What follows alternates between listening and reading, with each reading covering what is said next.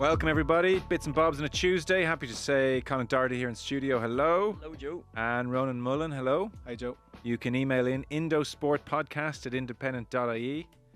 People have stopped emailing in their stories to enter for a little live recording next week. We are full up several times over, so thank you for the many emails with brilliant stories. We were kind of hard pressed to pick, but pick we had to.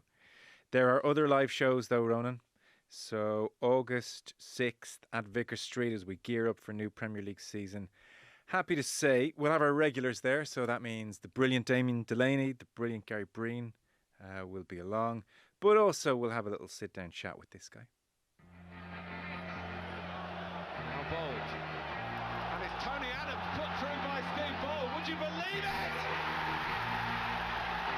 That sums it all up. Arsenal, awesome. The cream of the crop. Defence putting past from Steve Bold. A magnificent finish from the captain. Arsenal are the champions. They won the Premiership with 10 victories in a row. A blistering run which has burnt off Manchester United, and they're near monopoly of this league. Here at Highbury, the championship crown goes to Arsenal.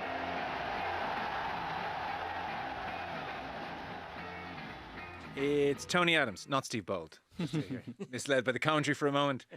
So Mr. Arsenal himself, 19 years, 700 appearances, 4 league titles across 3 different decades. Not many win a league across 3 different decades. And, we kind of thought really interesting playing career, fascinating off the field as well, and not somebody that I've ever talked to, actually. So, always adds to it. And we do get regular correspondence from ignored Arsenal fans. Oh, Man United. Oh, Liverpool. You ignored Arsenal again. Well, here you are, Arsenal fans. Tony Adams on stage holding court and then joined by the Defenders Union, Delaney Breen. So it's a plan. Be nice. Vicar Street.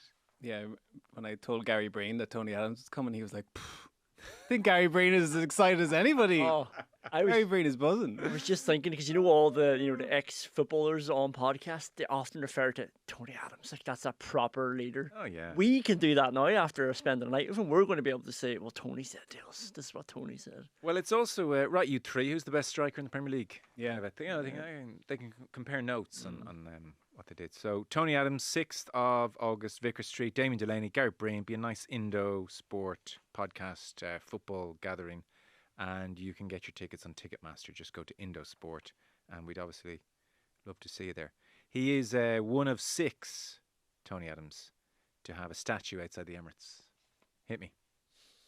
Thierry Henry. Correct. Patrick Vieira. Incorrect. For God's sake. Am I out? Oh. I don't think you're out.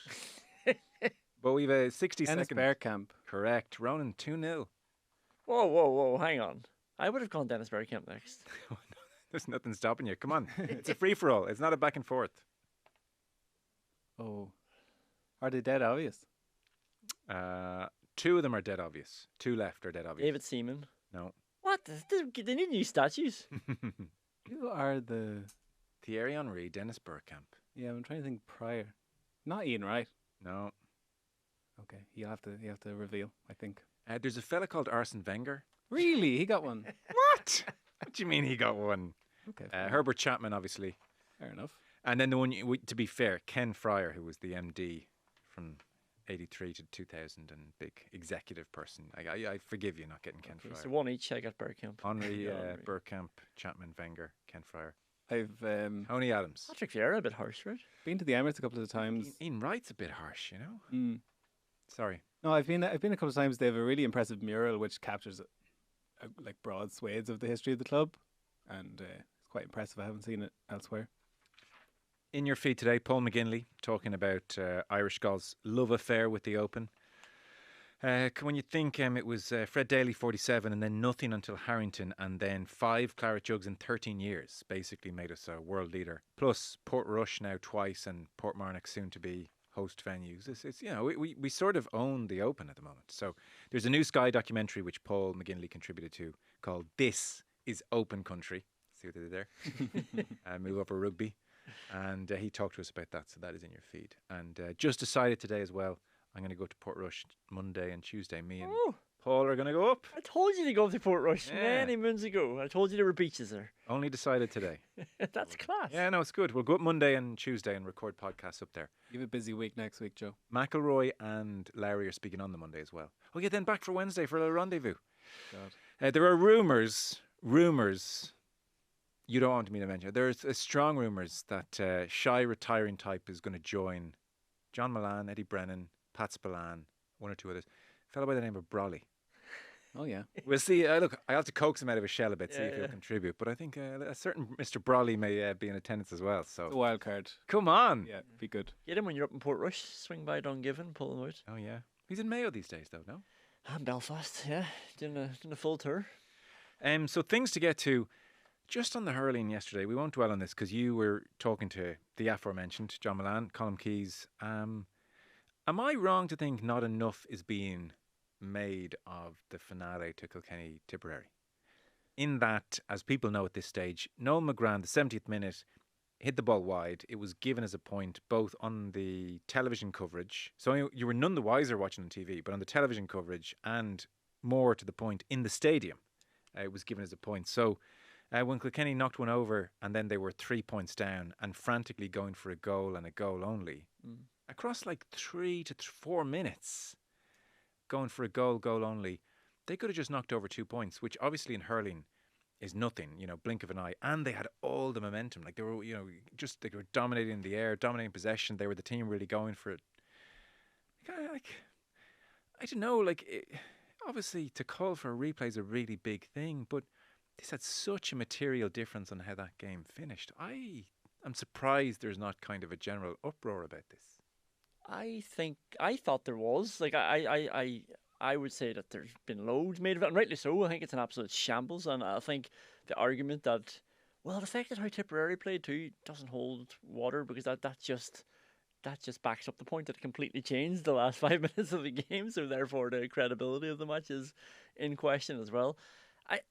It does annoy me a little bit that, no, not that I'm special or anything, but I just assumed there was 2 points in it when there was 3 points in it.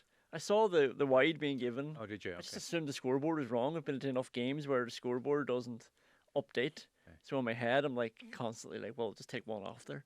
But I'm not saying Kilkenny players and management should do that. It's all happening so frantically. And to be fair, with the Television 1 camera angle, you had a better view than TJ Reid at the other end of the pitch. Yeah. So he is relying on the scoreboard. And they played like a team who fully believed we need a goal here. Yeah, but nobody queried it, or and again, trust me, I know trying to speak to an official, especially at that time of a game when it's all going nuts, the temperature's been raised, there's 5 minutes left. It's hard to get somebody to take a breath and stop and look at something. You've no time in hurling. No, so I don't blame Kilkenny whatsoever, but I'm surprised that more people didn't know. Murray was on commentary, did a brilliant job with John Milan on RT Radio, and he actually says the score. Within 60 seconds, he changed the score as well because he just looks up at the scoreboard and he's just changed them based on what the scoreboard had told him. Now, John had done the maths himself and he kept saying there's 2 points in it. Yeah. But So in radio, they knew it. Yeah. It was that.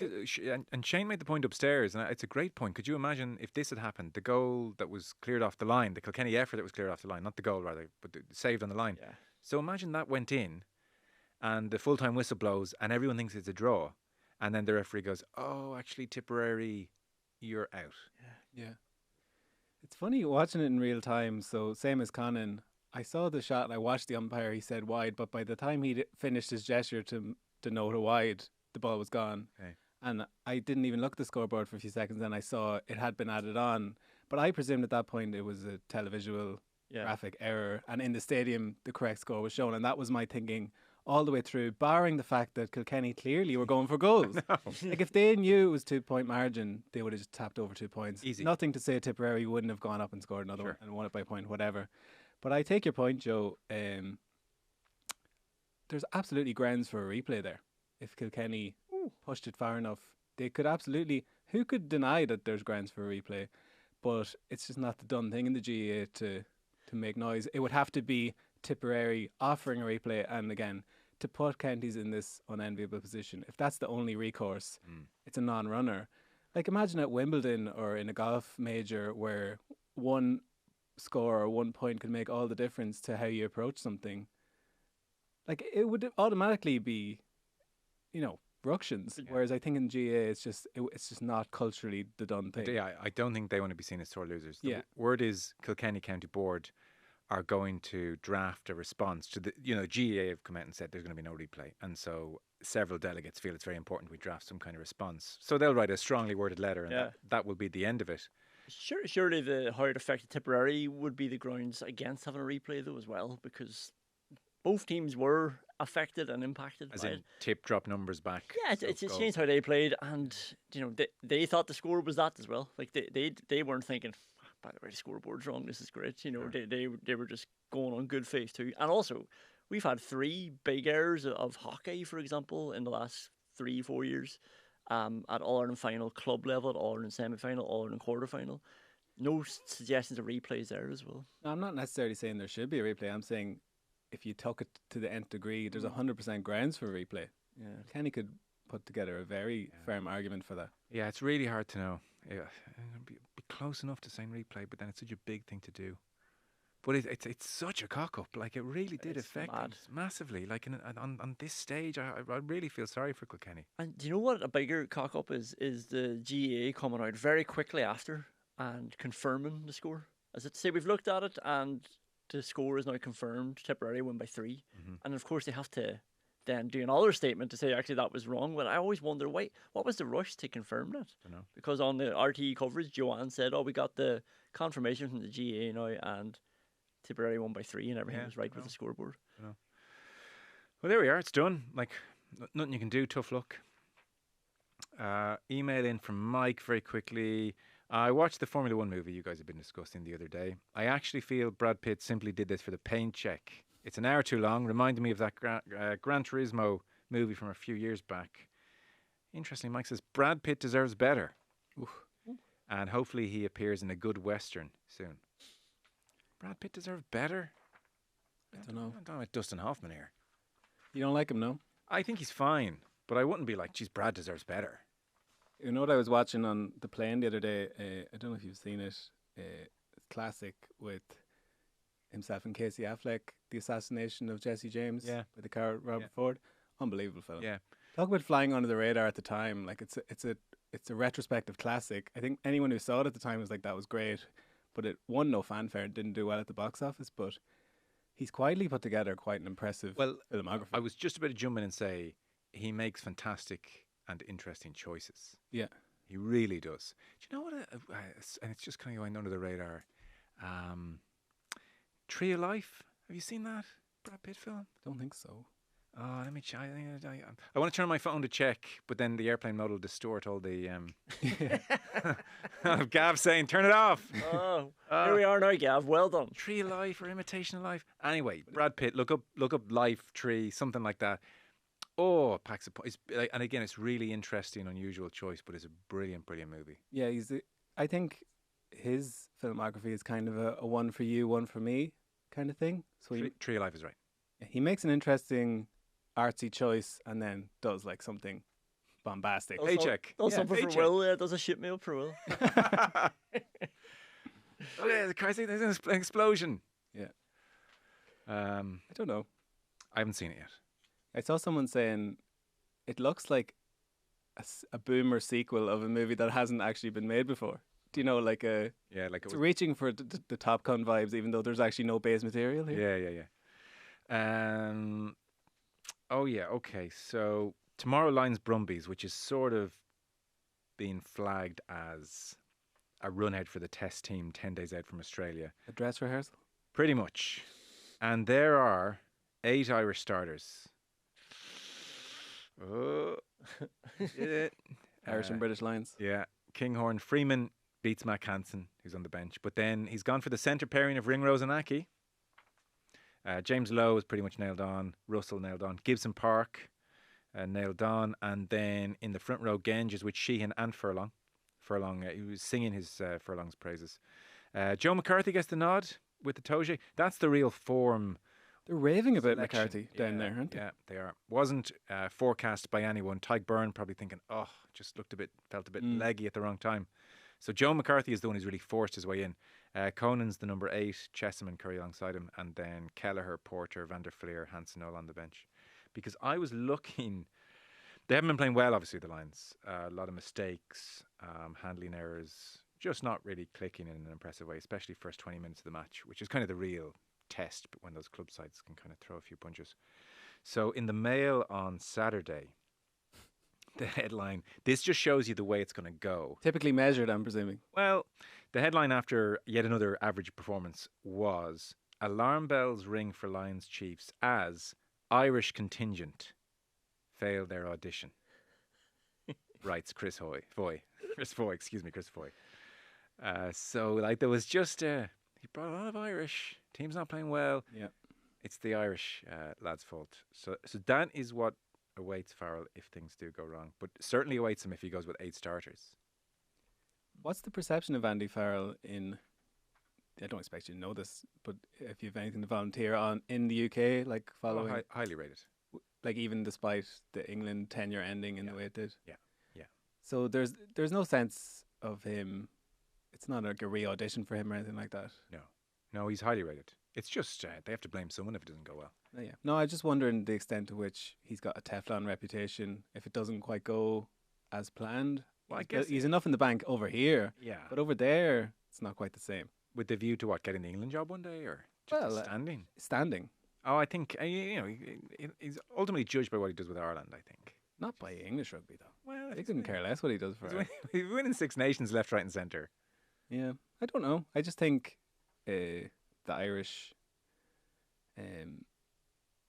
grouping there that he's picked, and also the Owen Farrell thing, which we discussed last week. He's certainly opened himself up to some critique. No, he has. He will get lots of criticism. So, in other goings on, Noah Lolesio, the Australian out half, injured against Fiji, will miss the entire series. Now, he has played in Joe Schmidt's last 15 games as coach. He's played 13, and they don't have huge depth behind him, either inexperienced or old. So that's a major blow for Australia. Sexton was talking today. "I'll miss playing till the day I die." Typically kind of forthright, interesting. And Rory O'Connor was making the point when you watch training that Sexton's very much in his lane. He's waiting for the kickers to come over to practice kicking, but they have Andy Farrell, Andrew Goodman, Richard Wigglesworth all on attack. So is it difficult to kind of sit away from that and just watch? And he said, for this tour in particular, no, it's not, because I knew the role I was going into. With Ireland, the role is going to be a bit different, though. There'll be more responsibility. And then he was talking about Owen Farrell, who's arrived. He came off the plane and he knew the plays and everything that was going on. Yeah. He trained really well today. You can see the touches he had. He was at 12 with the Bibs, the second team, and he carved us open a couple of times. I mean, come on. Johnny loves him. Finn Russell want to look over his shoulder at this stage. Forget the match day 23. So that's what's happening there. On the Lions thing, it's not clicking for them, and there are handling errors, and physically they're not starting games well enough. One, on the physicality point, when it gets to the test and the adrenaline is through there, there'll be a different animal versus playing the Waratahs, where they know they're going to win. So physically, that's going to go through the roof. And then I think Sam Warburton probably suggested what I think is happening, because he was saying, look, these warm-up games, he went back to 2017 when they were in New Zealand, and he said, those warm-up games, we played off 10. It was a more ambitious game plan. We're against lesser teams. We played off 10. All the while in the background, we were told from day one, we are playing off 9. Interesting. It's direct. It's short passes. We're up the guts. So do your stuff in the warm-up games, off 10. We're off 9 in the test, up the guts. And they caught New Zealand out badly. This game's going to get a lot more simplified come test time. Guaranteed. More physical, more direct. I'm not overly worried. It's funny, I think maybe in that same conversation they were talking about why they're not kicking more, and because Australia are going to kick to them. The suggestion is, to your point, that they're going to be kicking back a lot more in the tests, but the important thing here is to get reps in of combinations and running lines, which you're not going to get by a game of kick tennis against a team you're fundamentally going to beat anyway. Correct. So at least they're getting those reps in. And if you just pick all the Irish guys, then, combinations are already made. Ring Rosanaki. Easy peasy. We'll do a podcast tomorrow full time in that game. Wimbledon continuing. I don't know, watch this last night. Grigor Dimitrov against Yannick Sinner. So he went 2-0 up, and it was 2-2. And like a lot of people, I flicked over and thought, wow, Sinner gone. And like it's a slow motion, like a bullet to the chest, where just his pectoral muscle is either torn or ripped, or one, combination of the two. And he kind of grabs himself as if he's been shot in the chest after striking the ball, and goes down. And him and Sinner seemed to be friendly enough, so Sinner came round straight away and chat with him. And he went inside to try and get treatment. And Sinner's just hitting a few serves, waiting for him to come out. And he just comes out and shakes his head. At 2-0 up. He's had to withdraw from 4 matches in his last 4 Grand Slams, age of 34. So, kind of, massive get out of jail card for Yannick Sinner last night. And then one other thing just to mention in general goings on. Tomorrow, Wednesday, Shelburne, Linfield, 7:45. There are 300 Linfield fans. Aidan Fitzmaurice was writing about this in the paper coming down. Just because of Tolka and UEFA regulations, they can only take 3,655 at the game.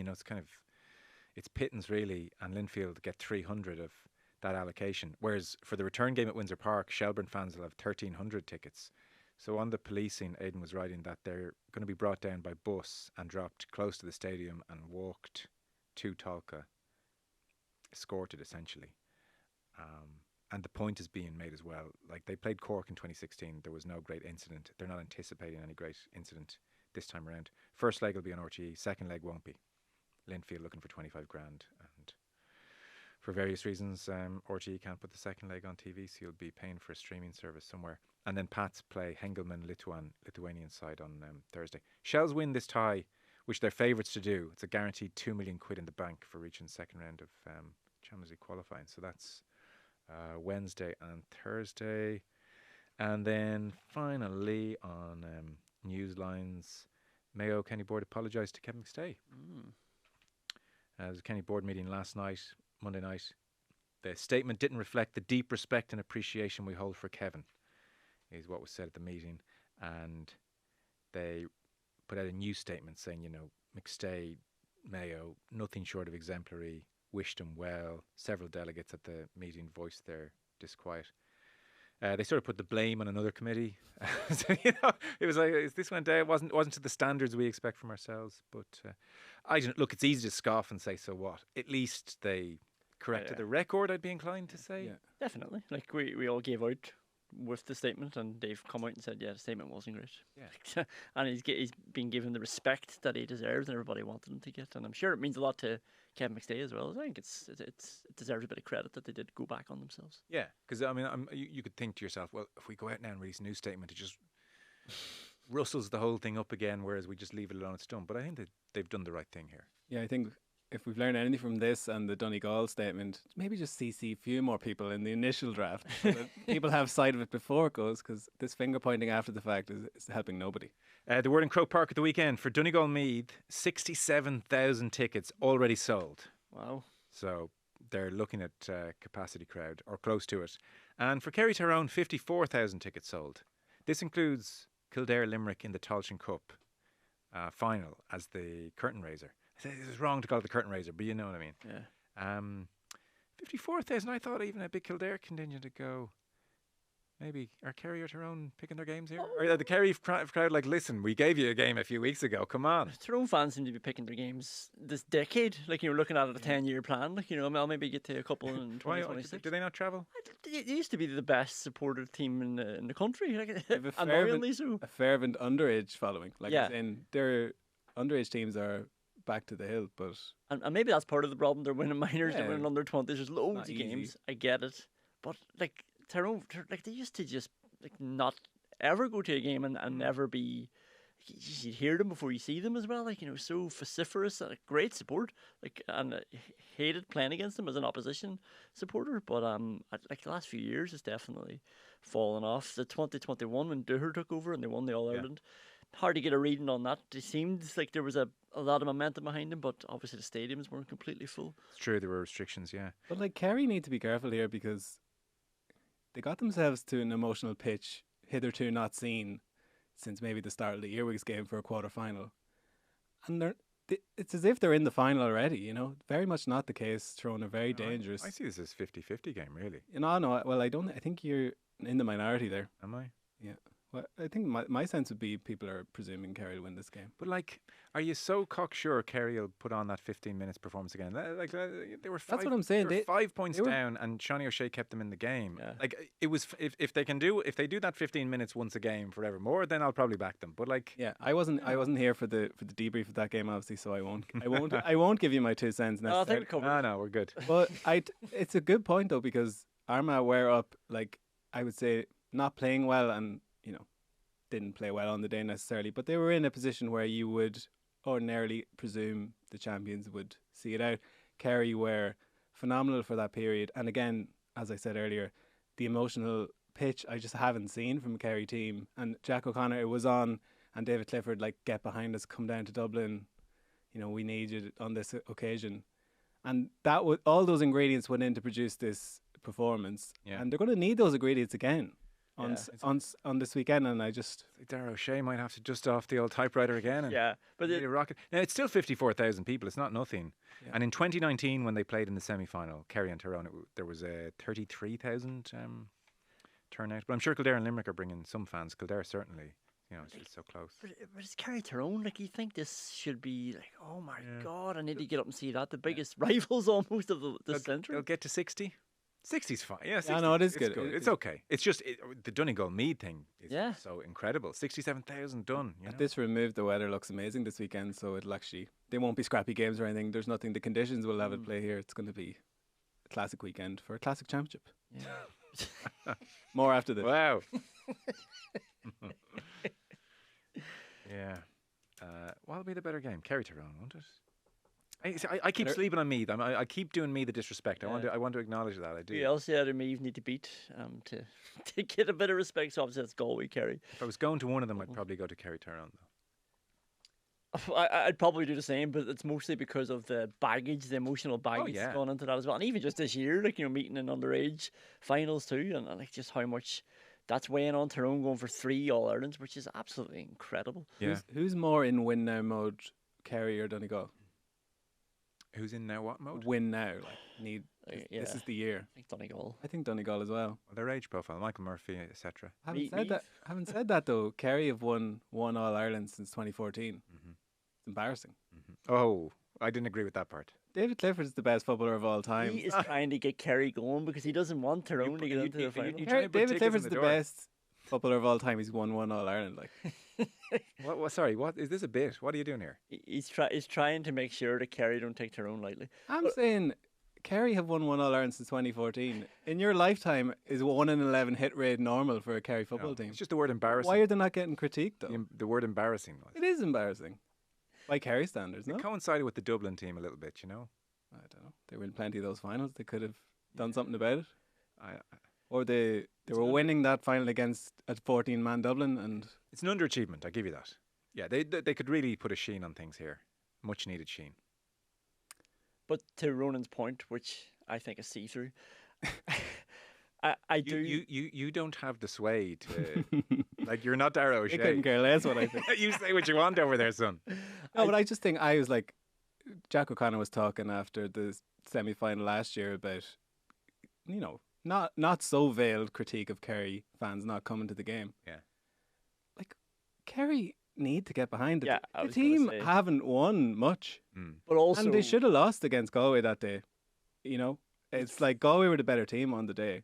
So I just think you're not counting that all. They're taking a lot for granted here. Okay. No, and you're right, and they shouldn't take Tyrone for granted one bit. And I do think there is an element of people maybe not thinking they need that magic 15 minutes again. And I think they need something of that. They will need to hit that level. Same pitch, yeah. It's a compliment to Armagh in many ways that Kerry felt the need. They had to get to that. No, it is. It's all about Armagh. I think a lot of people are sleeping on the fact that Katie Taylor is fighting again on Friday. It just hasn't felt like any kind of build-up, really. So it's Amanda Serrano again. This is the trilogy, which is unprecedented in women's boxing. It's kind of another thing Katie Taylor's just making normal in the women's game.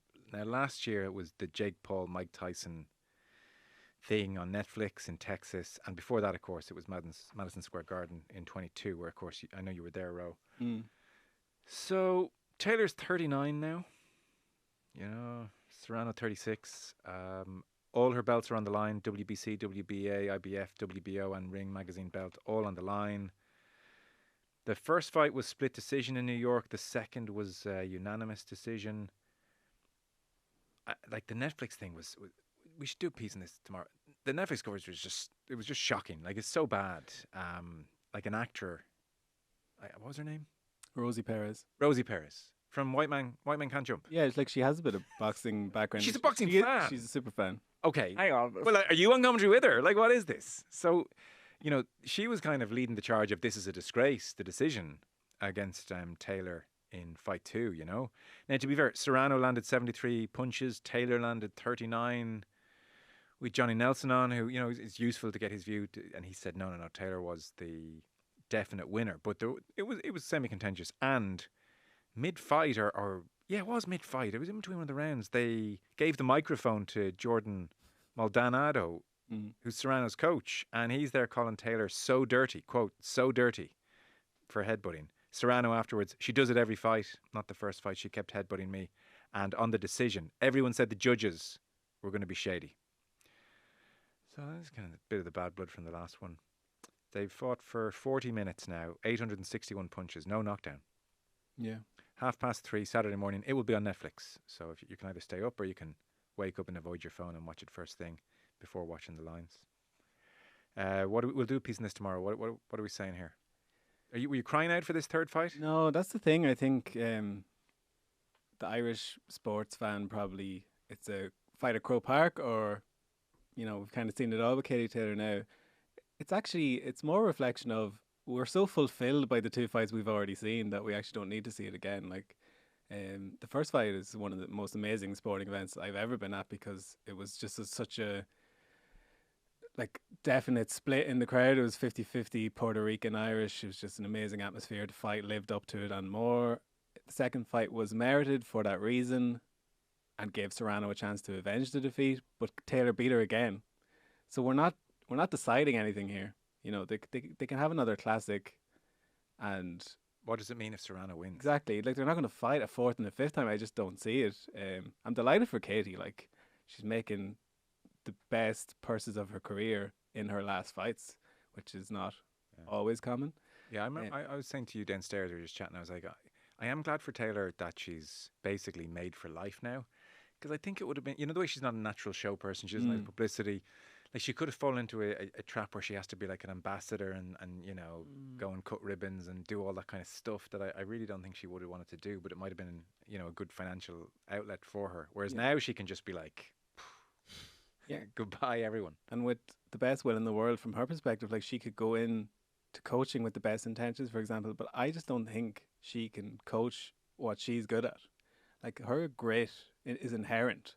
It's not something you can go in and show someone, I don't think. So she might fall into that Roy Keane category of just getting quickly frustrated. So it is great that she's getting this. And like the wrinkles, which we might explore more in the piece we do, but it's an all-female card, which is obviously the first time that's ever been done on such hallowed turf as Madison Square Garden. It's great. Yeah. But I remember, I think it might have been around the first Serrano fight, Eddie Hearn had proposed doing something similar, and Katie wasn't on board with that at all. She was like, she wanted to see women's boxing and men's boxing not separated, like they're kind of infused within the one event, and she didn't want any lines of demarcation there. So it's an interesting about turn.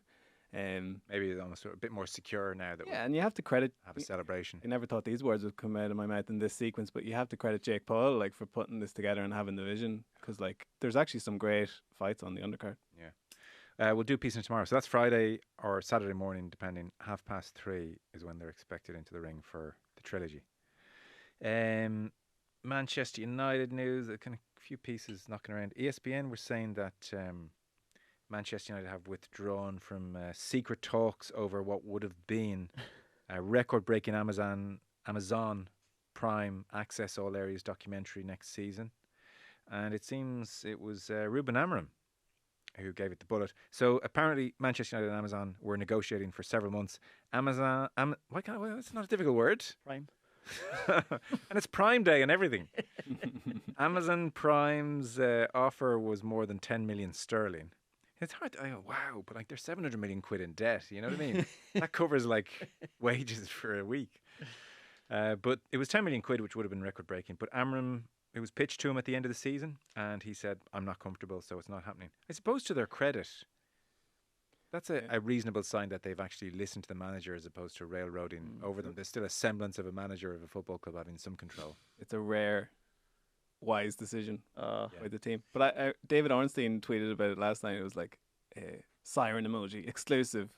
And I was like, okay, you got me. Man United end secret talks. Okay, over. Okay, record breaking, interesting. Amazon series. Like, oh, I thought it was going to be like some huge signing or something. So. No. Richard Jolly's writing about it. It's in the paper today. Rashford, Garnacho, Anthony, and Malacia. This one sort of crept up on me. Malacia is also, you're not allowed to come to training. They're just not at Carrington for pre-season. They're just trying to sell them ASAP.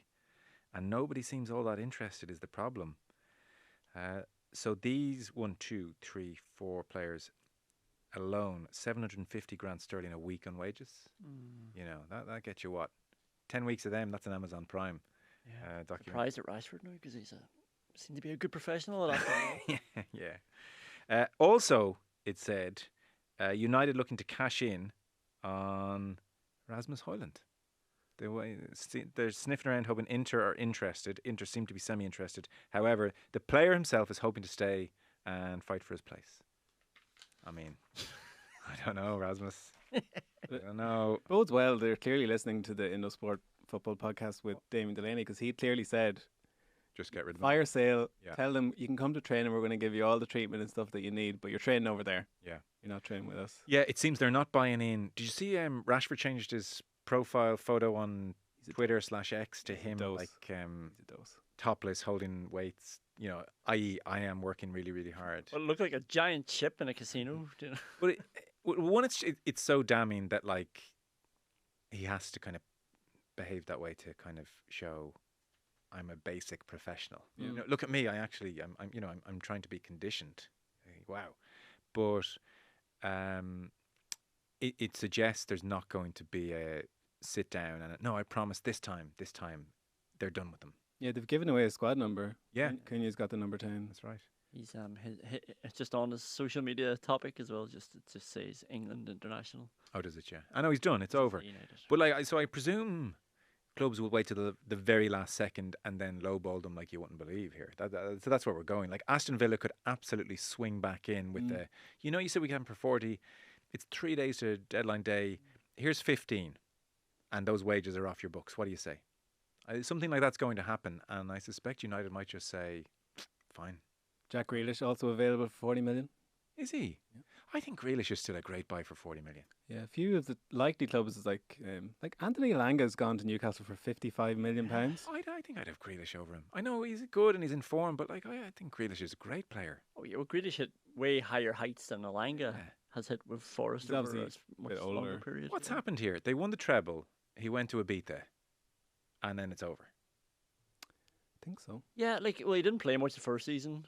Won the treble the second season really by passing the ball back to Cancelo and then back to. He stopped taking on men.